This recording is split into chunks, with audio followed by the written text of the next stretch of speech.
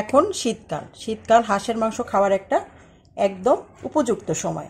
ঠিক সেই সময় আমি রেডি করে দেখাচ্ছি আপনাদেরকে হাঁসের মাংসর কালা ভুনা।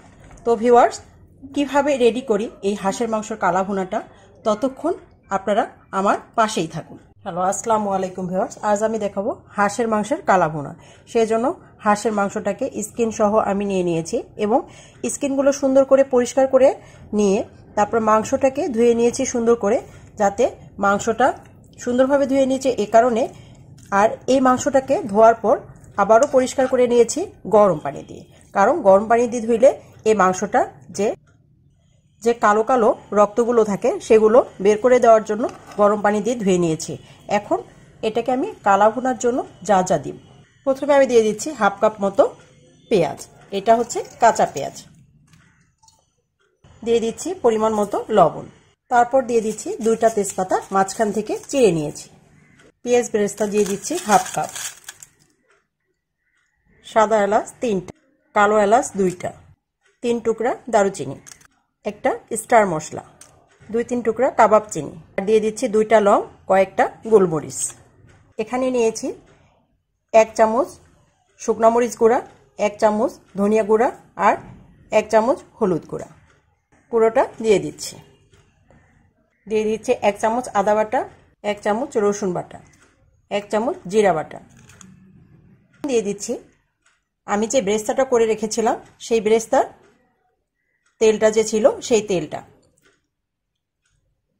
এখন আমি এটাকে সুন্দর করে একদম মেখে নিব, কারণ এটা মেখে নেওয়ার উপরেই নির্ভর করবে রান্নাটা। কারণ হাঁসের মাংস খেতে অনেক টেস্টি, এটা সবাই জানে। তারপরে যদি হয় কালা ভুনা তাহলে তো কথাই নেই। এটা এত ভালোভাবে মেখে নিতে হবে যেন মশলাটা সব মাংসের ভিতরে ভিতরে ঢুকে যায়। ঠিক এভাবে এই মাংসটা মেখে নিতে হবে, আর মাংসটা মাখার উপরেই নির্ভর করবে এর রান্নাটা।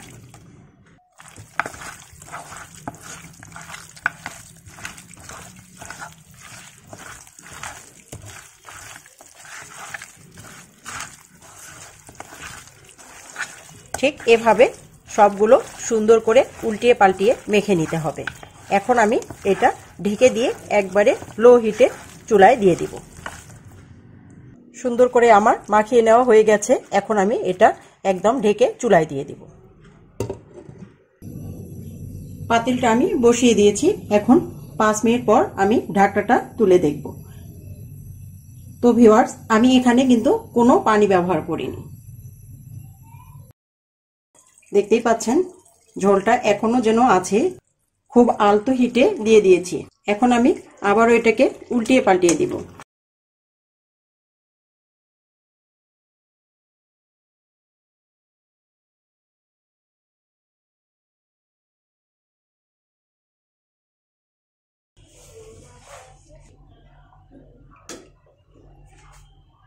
চলে আসলাম 10 মিনিট পর। এখন আমি দিয়ে দিচ্ছি পাঁচফোড়ন গুঁড়া, হাফ চামচ গরম মশলার গুঁড়া, গোলমরিচ গুঁড়া 1 চামচের 3 ভাগের 1 ভাগ, 1 চামচ জিরার গুঁড়া। এখন এটাকে আমি সুন্দর করে উল্টিয়ে পাল্টিয়ে কষিয়ে নেব।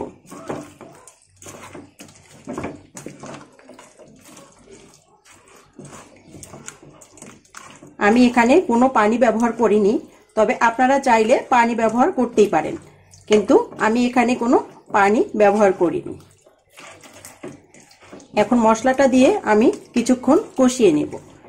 এদিকে হিটটা আমার লো হিটে আছে, কারণ বেশি হাই হিটে যদি দেই তাহলে নিচে মশলাটা পুড়ে যাবে। এদিকে আমি আরেকটা হাঁড়িতে বা ফ্রাই প্যানে 3-4টা পেঁয়াজ আর 2 টেবিল চামচ সরিষার তেল দিয়ে একটা পেঁয়াজটা একটু ভাজা হলে আমি এখানে দিয়ে দিব।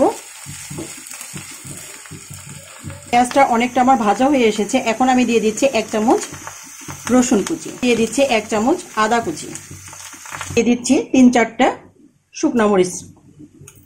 এটাকে আমি সুন্দর করে এখন ব্রাউনিশ করে ভেজে নিব।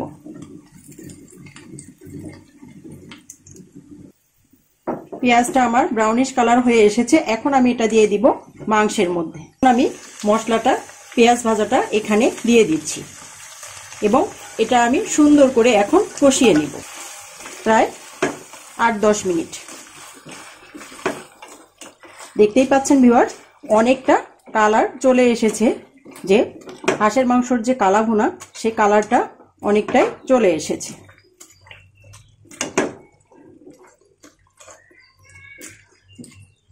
তবে এটা কষাইতেই থাকতে হবে, নাহলে নিচে লেগে যাবে। একটা হাঁস নিয়েছি, সেই জন্য মাংসটা খুব বেশি না, প্রায় আমার এখানে হয়েছে 900 গ্রাম মাংস। তো যদি এটা বেশি হতো তাহলে আরো বেশি সময় লাগতো। আমার এটা সব মিলিয়ে প্রায় 1 ঘন্টা মতো সময় লেগেছে। এখন এটা আমার কষিয়ে নেওয়া হয়ে গেছে। এখন এটা আমার নামিয়ে নেওয়ার পালা। রেডি হয়ে গেল আমার হাঁসের মাংসের কালা ভুনা। তো ভিউয়ার্স, পুরো ভিডিওটা আমি আপনাদের সাথে শেয়ার করেছি। আপনারা ঠিক এভাবে রেডি করবেন হাঁসের মাংসের কালা ভুনা। এখনো আমার চ্যানেলটা যারা সাবস্ক্রাইব করেনি, প্লিজ তারা সাবস্ক্রাইব করবেন, লাইক দিবেন, শেয়ার করবেন। আর পুরো ভিডিওটা দেখার জন্য অসংখ্য ধন্যবাদ। আল্লাহ হাফেজ।